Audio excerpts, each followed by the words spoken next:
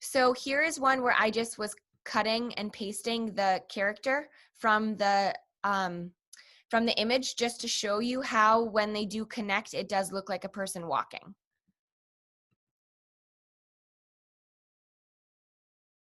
Okay, so you can see, and I didn't do such a good job at obviously eliminating all the parts of him, but you can play him through and you can see how he's kind of bouncing up, down, and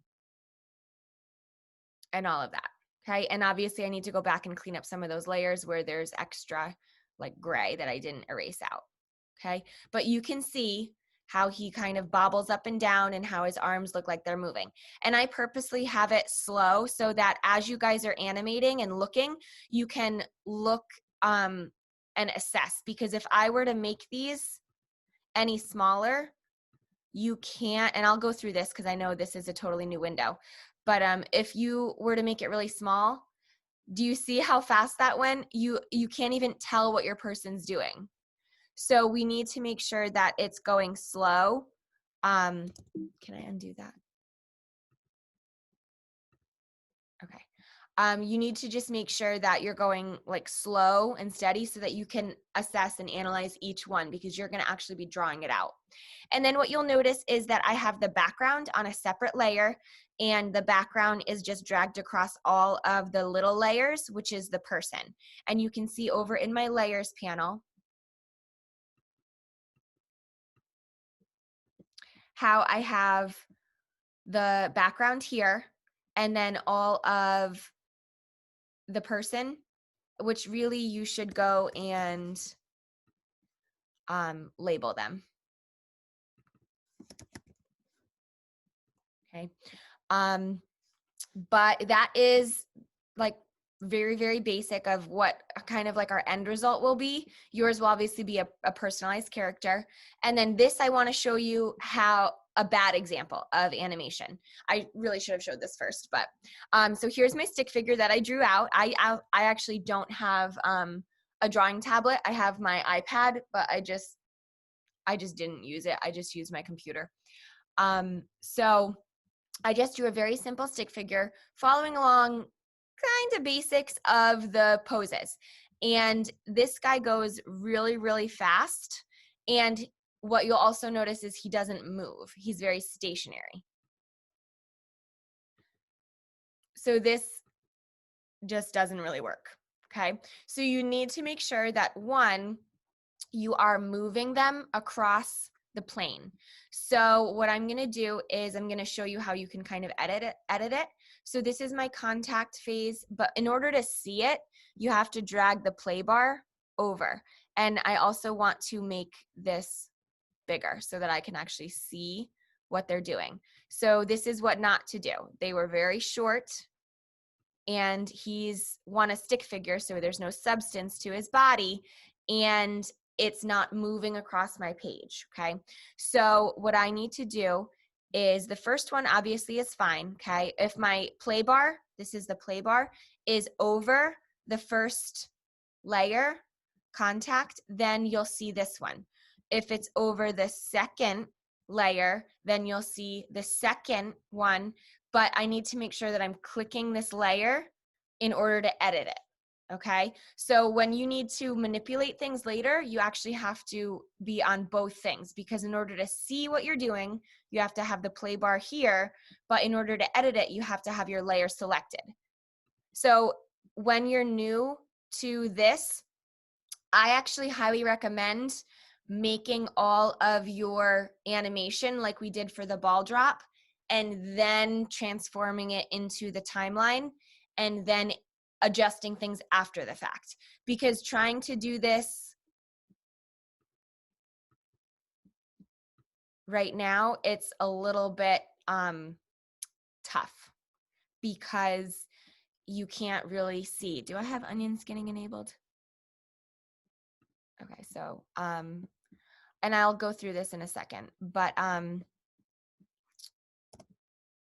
okay.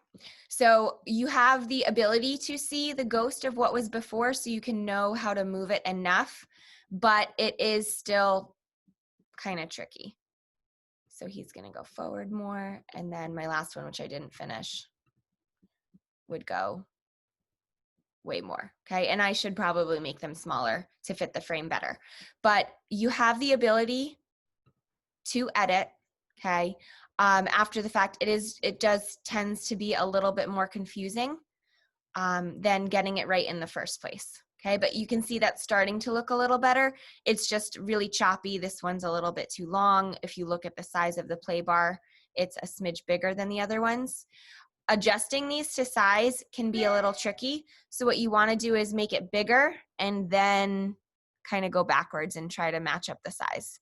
Oops, and I, of course, didn't get it. So you got to go big and then you kind of make it small. Okay, so that's better. But that's kind of where we'll get to. For today, I really want you to practice. And if you end up drawing a simple stick figure, that's okay to practice with. But what I want, if you have the ability to use Photoshop right now, then you're just going to open a new document, and I would just make it, I don't know, 10, depending on your height, maybe like 8. And then I want you to actually make this 150 for resolution rather than 72. And if you need me to write that down anywhere in the document, I can. I realize I didn't do that. But so 10 by 8, 150 rather than 72, it's like a happy medium. It's going to be a little bit bigger for you to work in this space. And then you guys should know how to get to the timeline. If not, then you don't need to worry about it now, but you would go Window, Timeline, okay? And then you would use the down arrow to go from frame to video. And then when you click that, it makes it, okay? It automatically starts with layer 0, which is your background, and then you can make a new layer for your actual video, okay, your animation, and layer 0 will end up being your background. And now what I want you to look at is when I make another new layer, you can see the video timeline, which I want to make bigger. Okay. Feel free to adjust this as needed. When I look at this, you can see that layer 2 was created on top of layer 1, just like layer 0, and it's going vertically, which is not what I want because I want it to play like a movie going to the right, okay? So all I have to do is drag and drop layer 2 to layer 1, and you'll see that it made a video group, and over here it made a video group, okay? So then I can edit each layer. So on layer 1, I would essentially draw out my person. But like I said, this is kind of tricky. So if you would prefer to draw this without having your timeline open, then do that, okay? That's okay. So then I would need to move my play bar over, click on layer 2, and then I would draw the next thing. So some things that happened here is now I don't see the white background, and that just gives me a headache. So I'm just gonna drag layer 0 to be bigger, because when layer 0 goes across, then it hits all the frames. So I'm just going to drag that a little bigger for my next frames. And then I wanna go back to layer 2, but I can't see where the first layer was. So the option of onion skinning is the ability to let you see the previous frame and the frame that's coming after, okay? So to enable onion skins, you're going to use the little, like, I don't know what you call this, kind of menu bar. Kind of reminds me of like a hamburger from the side. Anyway, enable onion skins, okay? Now the auto setting for onion skins is 1 frame, and that's not enough because we're gonna make these 2 frames, and they start off as even bigger than that too. So I want to change it to like 2 or 3 and then hit OK. What you want to do is now you just need to make sure that these guys are like small enough, because right now they're actually pretty big because this is just shrunk. So if I make this bigger, you can see this is where 2 frames, 4 frames, 6 frames. So this guy needs to get dragged smaller. And even 2 frames, for some reason, it's not actually 2 frames. So that is still gonna go way too slow. So when this is at your smallest, I like to keep it roughly here. So you want these to be about this big. It just depends. It's usually about this big. But there's the way the program works, because this is not good for animation. Like, we can do it, it's just not as intuitive, but I need to use this program because, like I said, we are all working on different things. Not all of us have computers and the ability to use Adobe Suite. Some of us are in Photopea, so we need to like do what we can here. So Photoshop is the most similar interface, so I'm just kind of sticking with this as much as we can. So unfortunately, it doesn't really give you great timestamps. So when you play it through, you just need to like look at it and say, okay, how long is this going for? That's way too long, so I need to make them smaller, okay? So I like to make it bigger before I make them smaller, and then down to 1.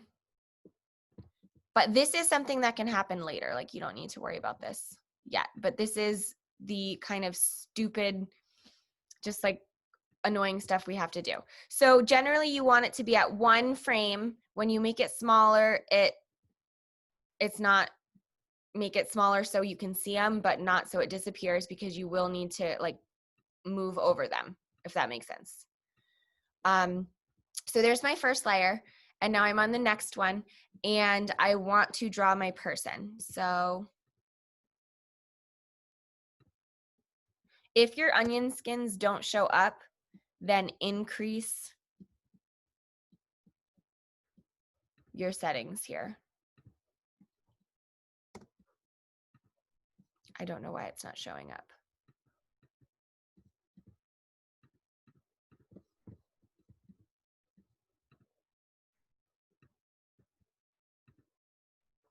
It worked in my other one. All right, let me try to make these even smaller.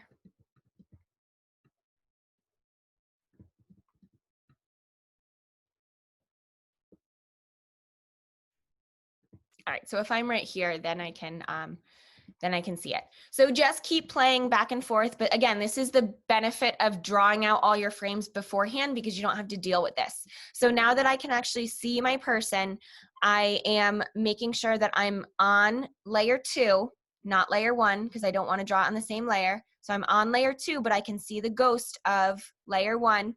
And then I'm going to draw my next character. So the recoil, he's going to get lower. And then I don't remember what his arms look like in the recoil. So this is why you want to have this open.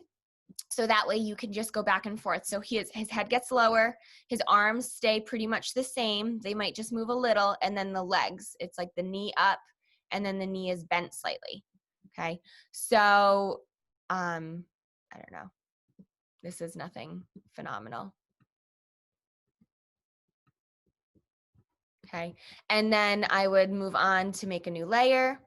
And then I would have to adjust this down, which is probably the most annoying thing about this whole process, because you constantly have to drag them down. There's no setting. I've Googled, there's no way to make it default to a specific frame, which is why people don't usually use Photoshop for animation. And then I would go over here. I see the onion skin. Oh gosh, that one's so bad. And then I'm just going to make sure I'm on layer 3, and then he's gonna come up to the high point, and I'm just blah, blah, blah. I'm drawing him out, okay? So that's one way. And what you create doesn't have to be realistic looking, okay? I just want you to kind of get comfortable with manipulating the interface, okay? So that's option 1, is if you have your computer, it's working well, you would go through and kind of draw that out like that. But the other way, which I recommend, 10, 8, 150, create a new one, good, is you're just going to draw out your person on layers. Okay, so here's my contact, and I'm going to draw out, again, I'm just working in a stick figure, and I can move him later. Okay, so if you're drawing him out like this, I recommend that you kind of stay in the same place, just so that you can edit and make sure that he is in proportion to himself. So just a quick stick figure, then there's my contact. I make a new layer, and then he's gonna recoil, so he's gonna go down. His body should be over more. And then I'm going to, this is so bad, I can't use this trackpad. Okay, so he's gonna look like he's dancing. And then you can manipulate this later, okay? So I can bring him about here, and then next layer, okay? And I just want you to practice and get in the habit of, oh my gosh, of how you're going to animate him, okay?